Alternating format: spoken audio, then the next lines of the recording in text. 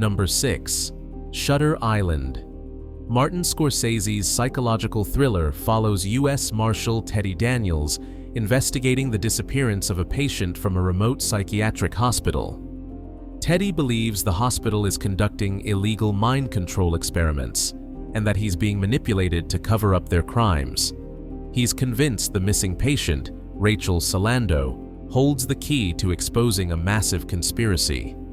His investigation leads him deeper into the facility's dark secrets, culminating in a desperate attempt to reach a lighthouse where he believes the worst experiments take place.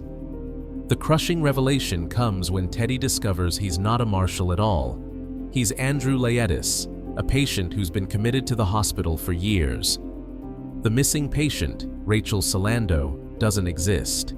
She's a projection of his own fractured psyche, representing his wife, who drowned their 3 children before he killed her in a moment of devastating clarity.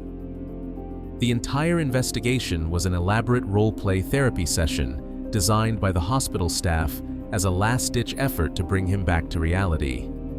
His partner, Chuck, is actually Dr. Sheehan, his psychiatrist, and every person he encountered was playing a role in this psychological intervention. The most heartbreaking aspect comes in the film's final moments, when Andrew briefly acknowledges the truth, only to slip back into his Teddy Daniels delusion. His final question, which would be worse, to live as a monster or to die as a good man, suggests he may be choosing the delusion because the reality is too painful to bear.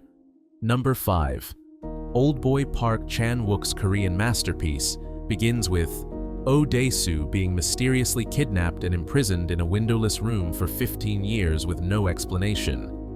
When he's suddenly released, he's given 5 days to discover why he was imprisoned and who was responsible. Dae-soo believes he's living a standard revenge story: find his captor, get his answers, and exact his vengeance. He meets a young sushi chef named Mido, who helps him in his quest, and despite their age difference, they develop a romantic relationship. Everything seems to be building toward a satisfying confrontation with his mysterious enemy. The truth, when it finally emerges, is more disturbing than any audience could anticipate. His captor, Lee Woo-jin, orchestrated everything as revenge for a seemingly minor incident from their school days. Dae-soo had spread a rumor about Woo-jin having an incestuous relationship with his sister, which led to her suicide when they were discovered. But Woo-jin's revenge wasn't just imprisonment.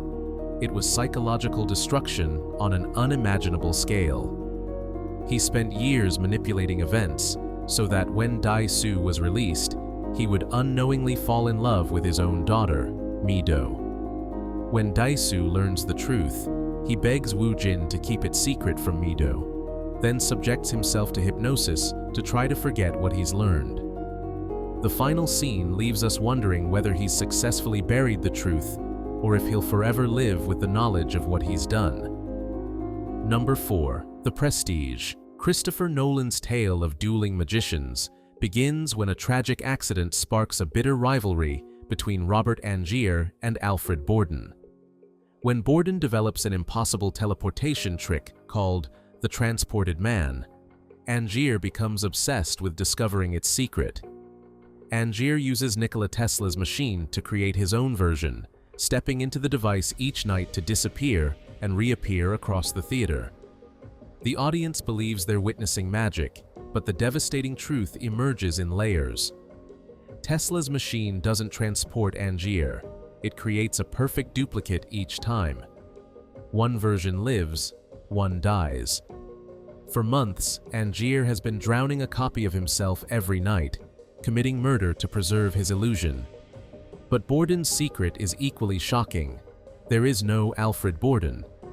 He's actually identical twins living as one person, alternating between being the magician and his assistant, Fallon. They shared one identity so completely that they both loved the same woman and both raised the same child. Both men achieved the impossible, but at costs no rational person would accept: serial self-murder and complete loss of individual identity. Number 3. Jacob's Ladder.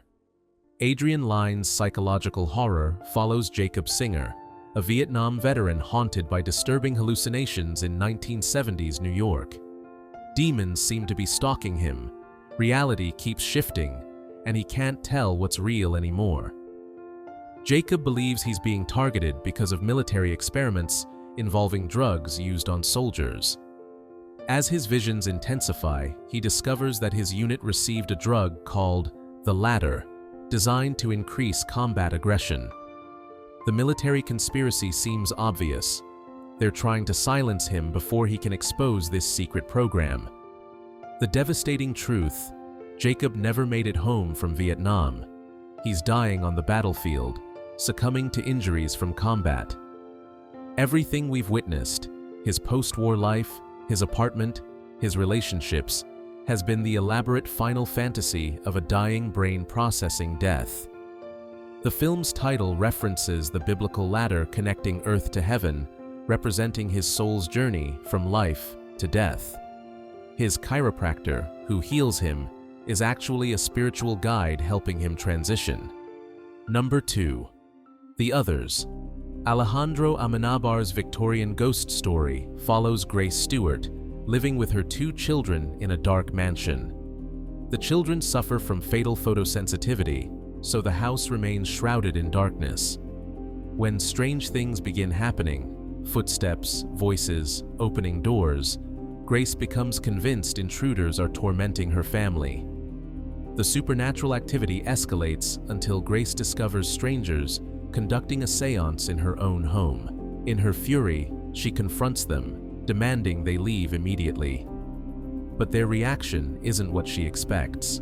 The crushing revelation: Grace and her children are the dead ones.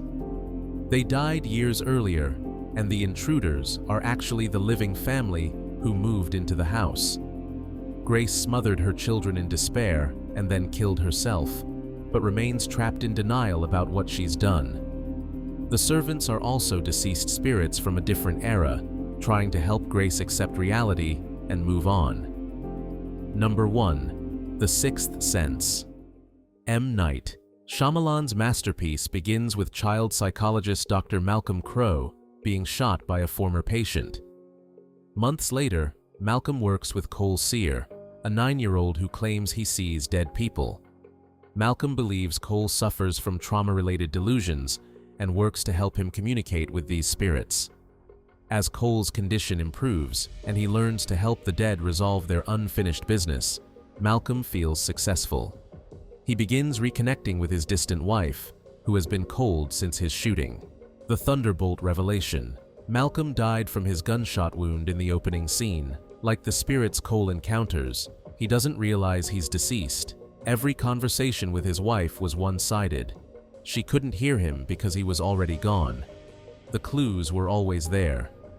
Malcolm never directly interacts with anyone except Cole. His wife never responds, only talks to herself. He wears the same clothes from the shooting. Doorknobs turn red when spirits are present, and Malcolm can never open doors himself. Cole's famous line, "I see dead people," included Malcolm all along. The boy was helping a dead person understand his death and find peace. Malcolm wasn't treating a patient who could see spirits. He was a spirit being helped by his patient to finally let go and move on.